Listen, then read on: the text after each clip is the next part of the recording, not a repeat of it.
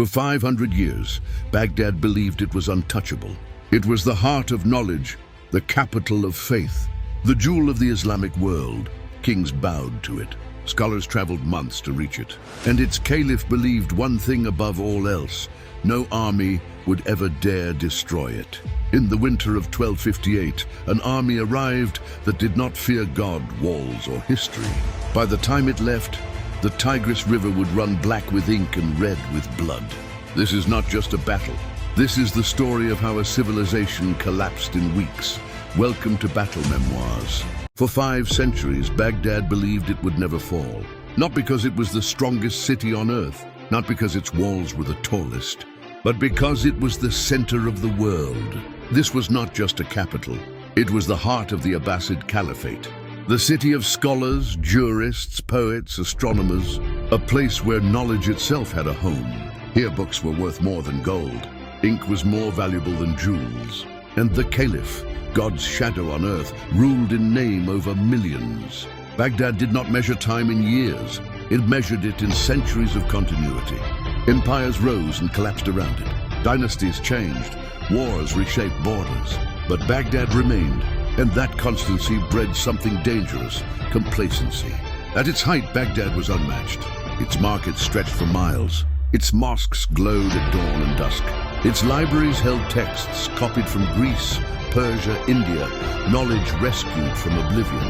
The House of Wisdom stood as proof that intellect could outlive empires. Scholars debated theology beneath domes of marble. Physicians mapped the human body. Mathematicians unlocked secrets that Europe had not yet imagined. To live in Baghdad was to believe you lived at the center of creation. And at the center of it all sat the caliph. In 1258, the Abbasid caliph was Al-Mustasim. He was not a conqueror. He was not a warrior. He was a man born into a title that had once commanded armies, but now commanded only tradition. His court was elegant, his rituals precise, his confidence inherited. For generations, the Abbasids had survived by prestige rather than power. The caliph believed something deeply and sincerely: Baghdad had always endured. Therefore it always would. Warnings reached his court like distant thunder. Reports of cities erased, of rulers executed, of walls turned to rubble. But these stories came from far away, from places that were not Baghdad. Beyond the city, the world was changing violently. The Mongols had already shattered Khwarezm. They had burned Bukhara. They had humiliated Samarkand. Their armies did not negotiate like other armies. They demanded surrender, and if refused, they annihilated. Entire populations vanished. Cities disappeared from maps. Civilizations ended in weeks, yet Baghdad listened and dismissed. The caliph's advisors argued. Some urged diplomacy, some urged preparation. Others insisted the Mongols would never dare attack the seat of the caliphate. After all, destroying Baghdad would mean destroying legitimacy itself. Surely no one would commit such a crime. This was Baghdad's greatest mistake. The Mongols did not care about legitimacy. They did not fear religious titles. They did not respect ancient cities. They respected only submission. And in the Mongol worldview, refusal was rebellion. The caliph sent messages, polite, measured, delayed. He believed time was on his side, but time had already chosen another master. Far to the east, an army was assembling. Not a raiding force, not a warning expedition. An annihilation army. Its commander was Hulagu Khan, grandson of Genghis Khan. He had one order: reduce Baghdad to dust. The caliph did not know this yet. Baghdad continued to pray, to trade, to debate philosophy. The city breathed normally as death began marching toward it. In early 1258, the Mongol banners appeared on the horizon. Still, many in Baghdad believed this would end in talks. After all, Baghdad had never fallen, and civilizations that believe they are eternal are always the least prepared to survive. Baghdad still had walls, still had soldiers, still had time, but none of it mattered. Because the Mongols were not coming to conquer the city. They were coming to erase it. The siege begins, and Baghdad learns too late that prestige cannot stop an empire. Stay with me. When the Mongols moved, the world felt it. They did not march like other armies. They did not announce themselves with parades or banners of mercy. They advanced like a force of nature, silent, relentless, unstoppable. By the time Baghdad realized the Mongols were coming in full strength, it was already too late to stop them. The descent of Hulagu Khan. Hulagu Khan was not a raider, he was an executioner, a grandson of Genghis Khan. Hulagu had been given a mission unlike any before it: end the Abbasid Caliphate. Not weaken it, not humiliate it, erase it. His army was enormous, one of the largest Mongol forces ever assembled. Veteran horse archers, heavy cavalry, engineers from China and Persia. Siege specialists who had already destroyed cities thought impregnable. This was not conquest, this was judgment. A world that had already fallen. As Hulagu advanced westward, cities surrendered without resistance. Some sent keys, some sent tribute, some sent prayers. It did not save them. Those that surrendered quickly were spared annihilation, but stripped of independence. Those that hesitated were obliterated. Baghdad heard these stories, and still it waited. Baghdad prepares. Too late. Only when Mongol scouts appeared near the outskirts did panic finally reach the Caliph's court. Orders were given, walls were inspected, militia was summoned, weapons were distributed to men who had never fought a real war. The Caliph believed numbers would save him. Baghdad had soldiers, it had walls, it had faith. What it lacked was experience against an enemy that did not fear death or God. The army Baghdad could not match. The Mongols encircled the city with terrifying precision. They did not rush. They mapped every approach. They studied the terrain. They cut supply routes. Baghdad was isolated, quietly, efficiently. Hulagu's engineers began constructing siege machines, catapults taller than buildings, engines capable of hurling massive stones across walls centuries old. The Caliph watched from his palace as the instruments of destruction took shape. Still, he believed negotiations were possible. The last letter, Al-Mustasim, sent messages to Hulagu. He reminded him of Baghdad's religious importance. He invoked the authority of the Caliphate. He offered vague promises of cooperation. Hulagu's response was brief, cold, unforgiving. You have delayed too long. The judgment has already been passed. There would be no negotiation. The siege begins in January 1258. The Mongols struck. Siege engines roared to life.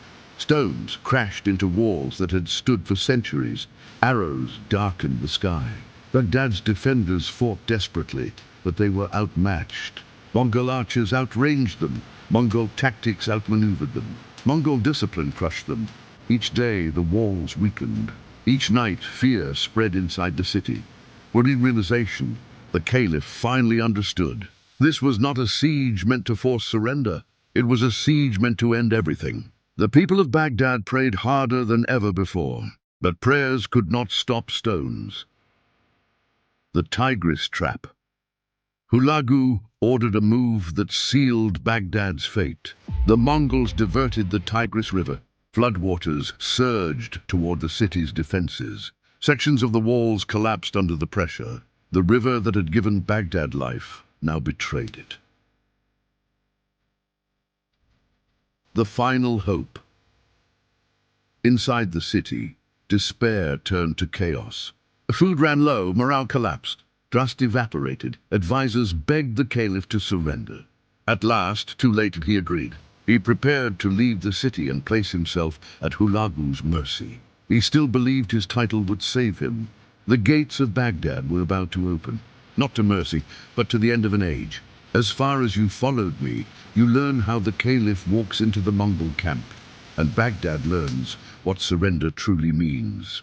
When the Mongols entered Baghdad, there was no battle cry, no declaration of victory, only silence. The kind of silence that follows a decision already made. The gates open. The gates of Baghdad stood open, not broken, not forced, opened. For the first time in its long history, the city of peace did not resist. Mongol soldiers rode in slowly, methodically, like men walking through a city already dead.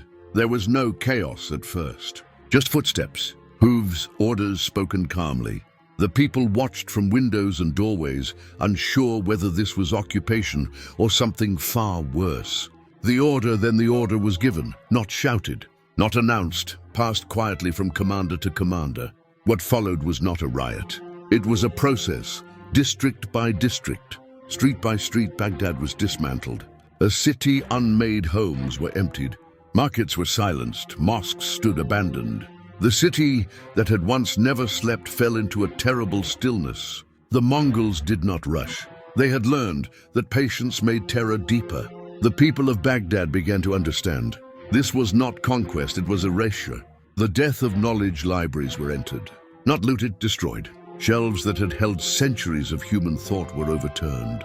Manuscripts copied by hand, preserved through generations, were cast aside as meaningless. The House of Wisdom, once the pride of civilization, fell silent. The city that had illuminated the world was being extinguished. The Tigris remembers. The Tigris River flowed steadily through the city. It had witnessed Baghdad's birth, its rise, its glory. Now it witnessed its end. The river carried away what remained of a civilization, and history would remember that moment as the point where an age slipped beneath the surface. Days without mercy, for days the sack continued. There was no sanctuary, no quarter, no exception.